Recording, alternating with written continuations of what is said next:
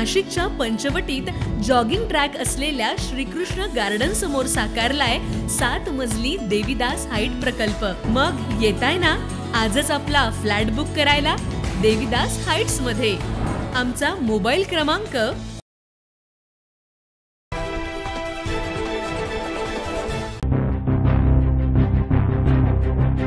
चांभारलेणीच्या पायथ्याशी अर्धनग्न अवस्थेत मृतदेह, परिसरात खळबळ।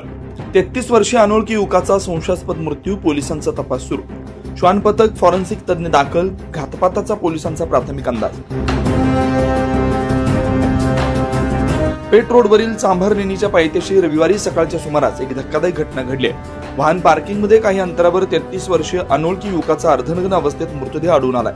या घटनेनं परिसरात भीतीचं वातावरण निर्माण झालंय। मृतदेह रक्ताच्या थारोळ्यात आढळून आलाय।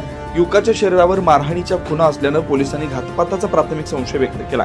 घटनेची माहिती मिळताच पोलीस उपायुक्त किरण कुमार चव्हाण, गुन्हे शाखा युनिट 1 चे वरिष्ठ पोलीस निरीक्षक मधुकर कड, म्हसरूळ पोलिसांनी तात्काळ घटनास्थळी धाव घेतली।